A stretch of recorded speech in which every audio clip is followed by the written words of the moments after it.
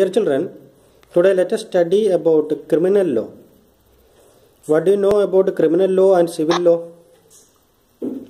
What is civil law? What is criminal law? Who can say?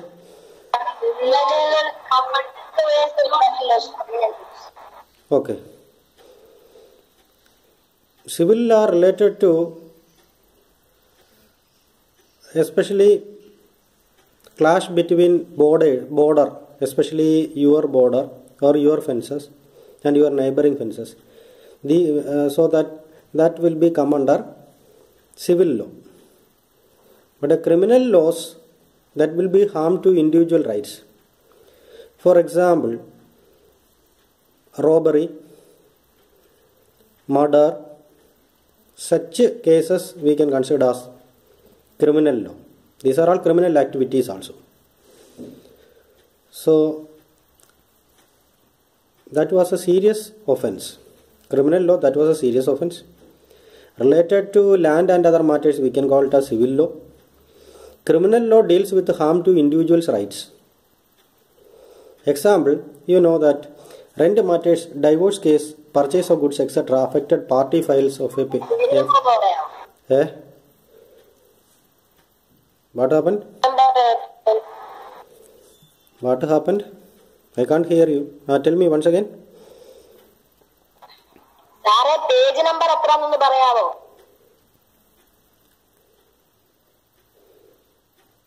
I think that you can see my screen. Can you see the screen?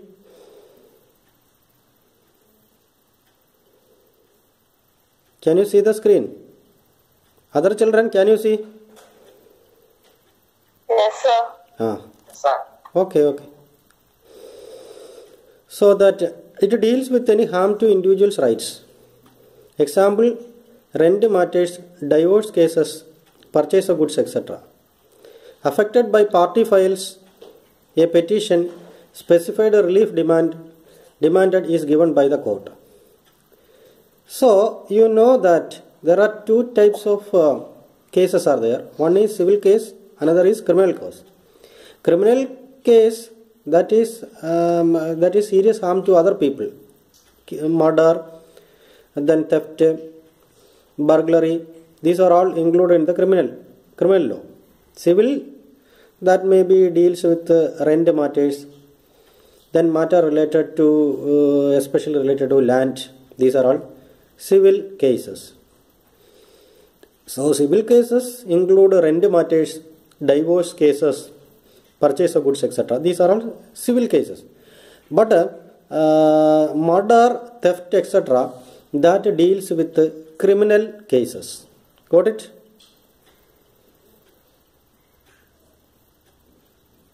Yes, sir. Okay. Then first, before that, when this case that will be filed, that time FIR, first an FIR lodged with the police. What is FIR? First investigation report. Information report. Yes. First information report. Correct. First information report. That is FIR. First information report. First police will take that information. So that report we can call it as FIR with the police, and case is filed in the court. Then it will be filed in the court. Then the accused person is there.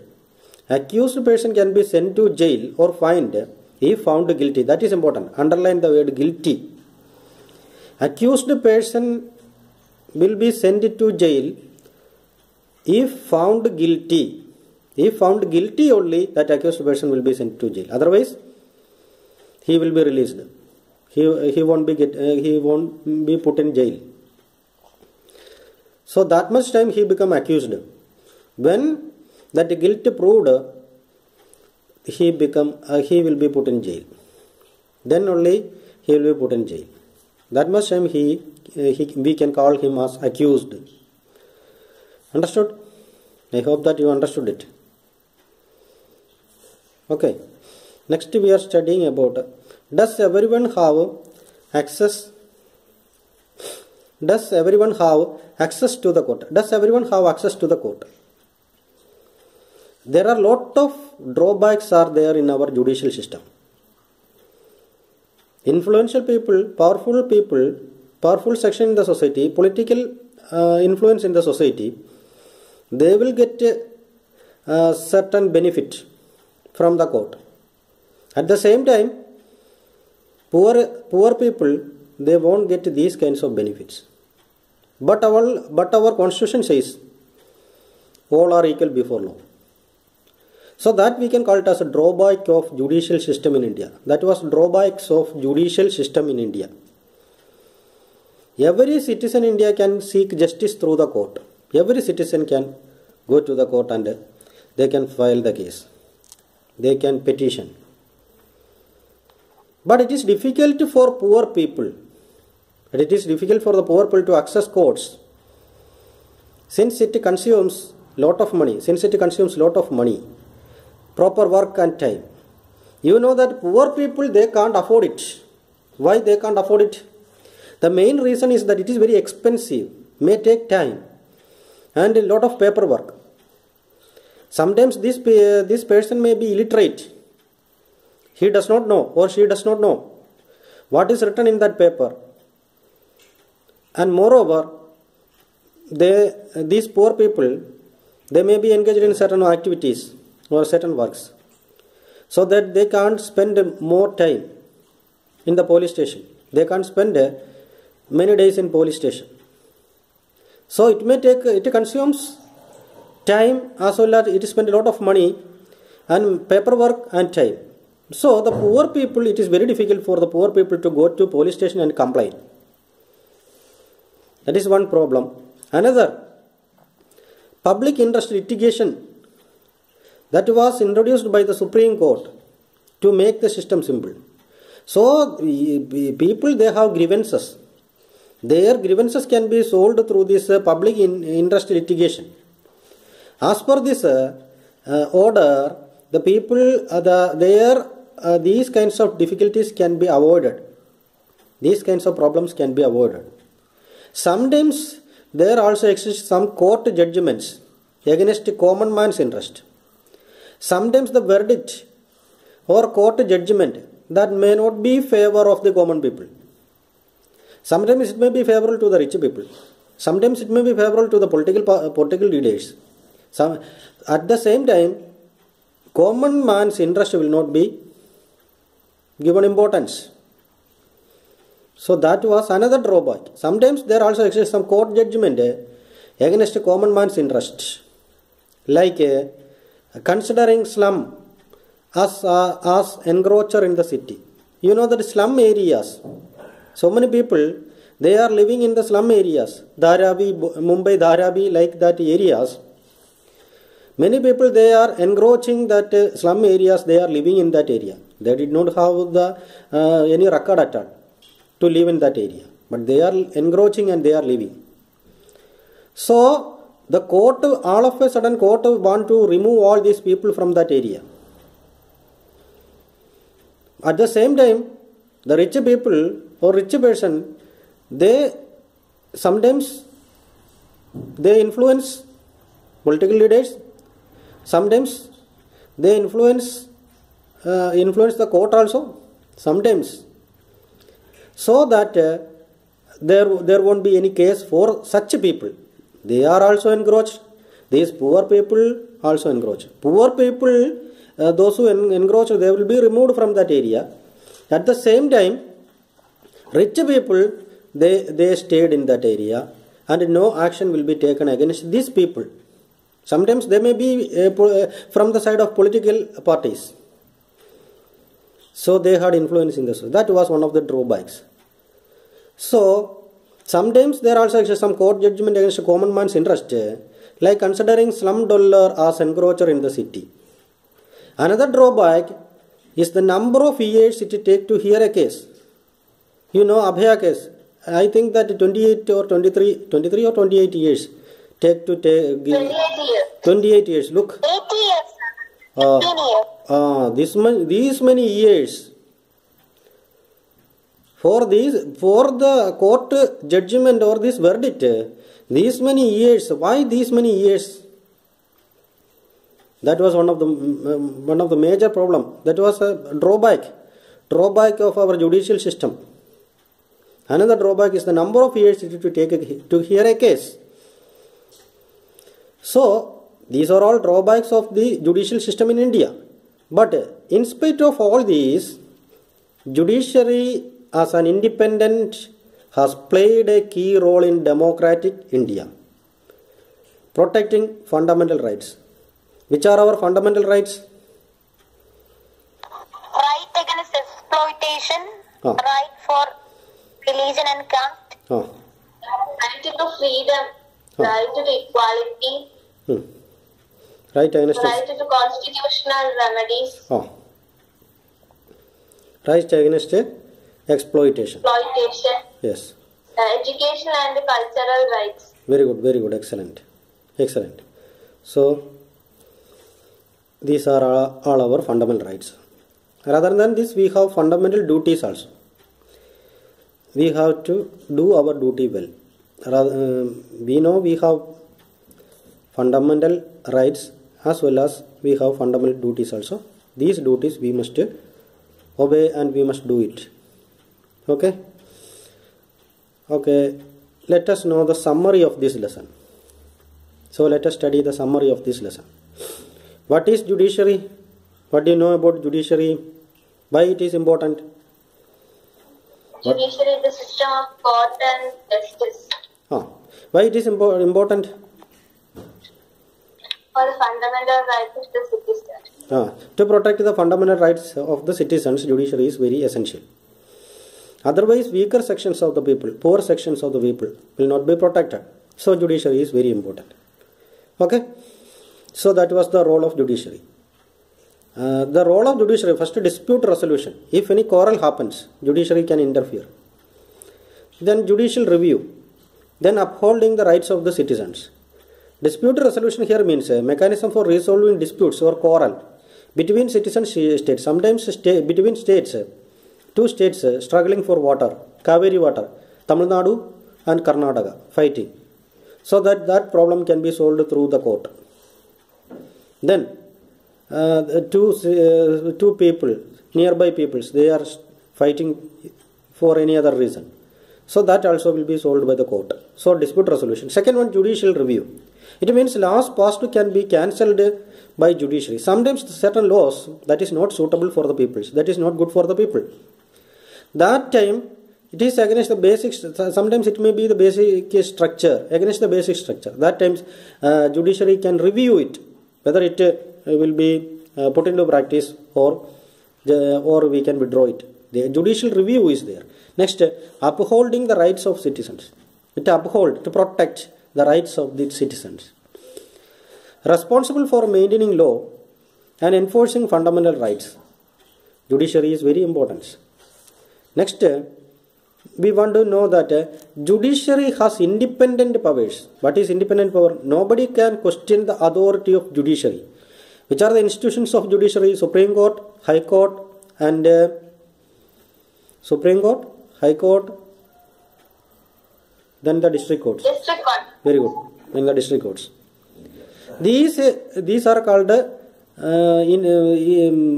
these we can call it as institutions of judiciary. These we can call it as institutions of judiciary.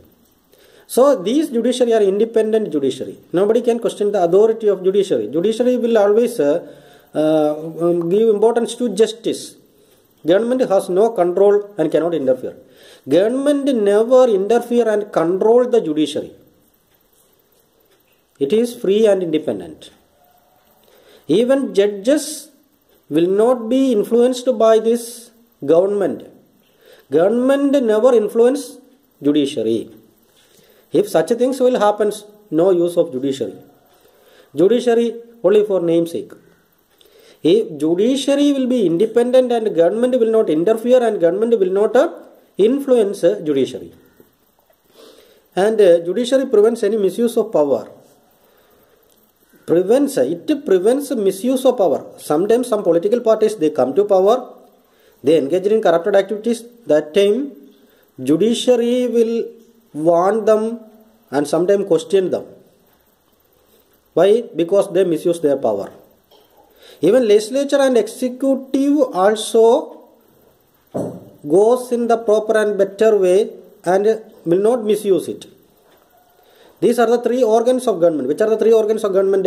Legislative, executive and judiciary are the three organs of the government. These three organs goes in a proper way, in a balancing manner. That is called checks and balance. Checking and balancing these three organs. So it protects the fundamental rights of the citizens. Actually, judiciary protects the fundamental rights of the citizens.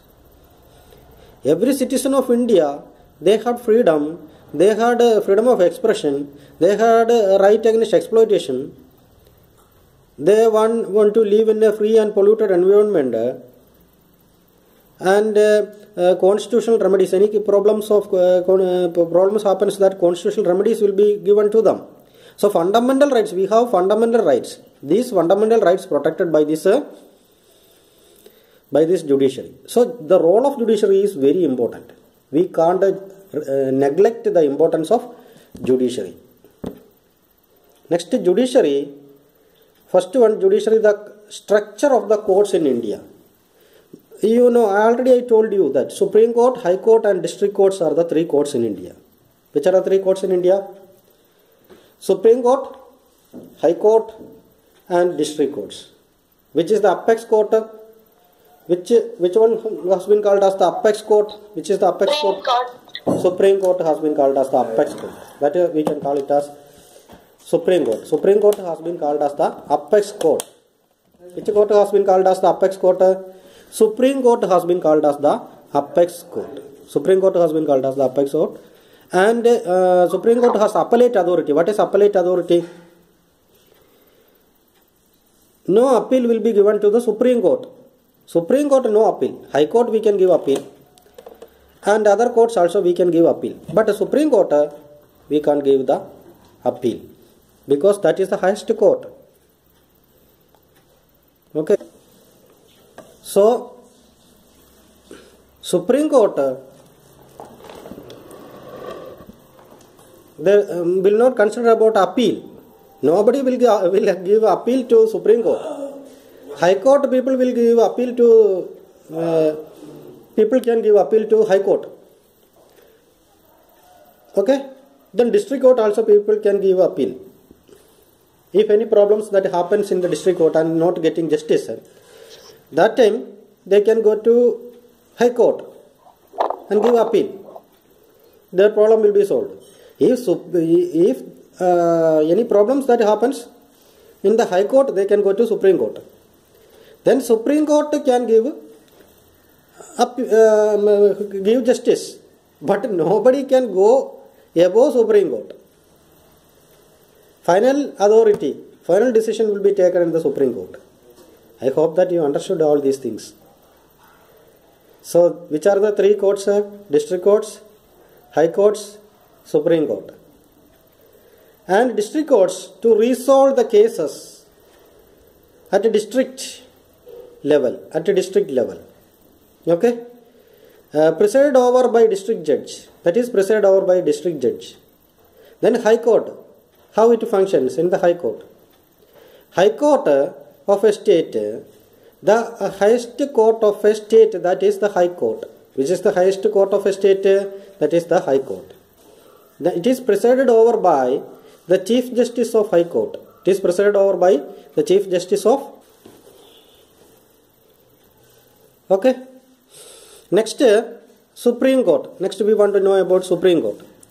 Supreme Court, it is the court at the apex level, highest level. Presided over by the Chief Justice of India. Presided over by the Chief Justice of India. And the final court of appeal. Next we want to know the branches of legal system. In judiciary, branches of legal system.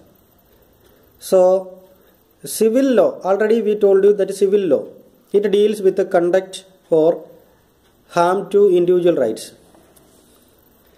For example, rent matters, divorce cases are engaged in the civil law. Criminal law deals with any act which is offensive by law. For example, murder, then theft, murder, etc., that is criminal. Next we want to know about the drawbacks of the judicial system in India. Which are the drawbacks? Already we discussed about the drawbacks of judicial system. Can you tell? Who can tell the drawbacks of judicial system in India? Who can tell? Mostly the poor people have the drawbacks. Mostly. Lack of time. Yes, very good. Paperwork. Some of them may be illiterate, so they don't be familiar with paperwork. And it will take a lot of expenses for them. People can't afford the court for right. Okay. Very good. So these are all the problems related to the drawbacks or the problems we can see in the judicial system in India. Judicial time will take, like Abhaya case, lot of time may take, maybe years take. Next we want to know the questions that may ask from this lesson.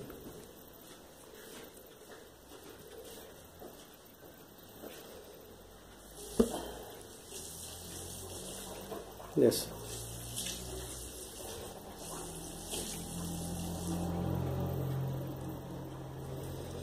You know that judiciary is upholding the law and enforcing fundamental rights. Why do you think an independent judiciary is necessary to carry out this important function?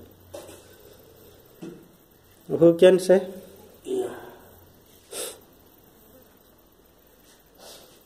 Who can say?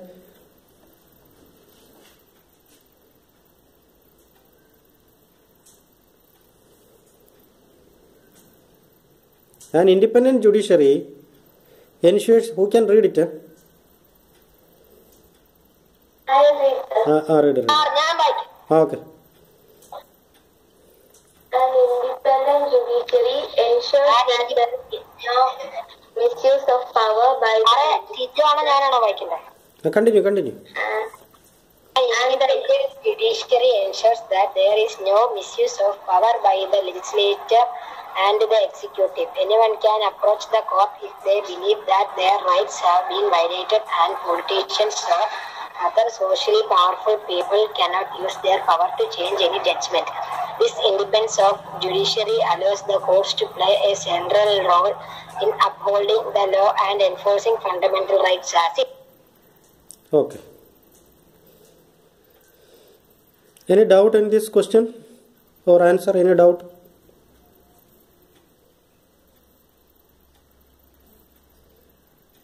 I hope that you understood it.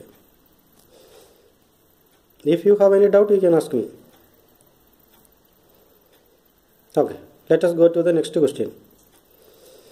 How do you think the right to constitutional remedies connect to the idea of judicial review?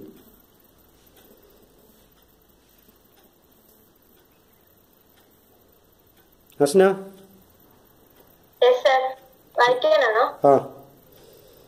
The right of constitutional remedies allows an Indian citizen to move to the court if he feels that any of his or her fundamental rights has been violated by the state. The judiciary has the power to review or even strike down any particular law passed by the parliament if it violates the basic structure of the constitution, which is called judicial review. In this way, we find that the right to constitutional remedies given in the fundamental right is directly connected and supported by the idea of judicial review.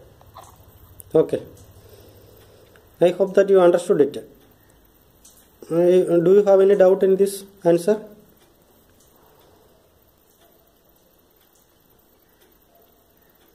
A review means to rethink and take decision. That is review. Just to review about the matter, whether it can be implemented or whether it can be withdrawn. There will be thinking of this matter.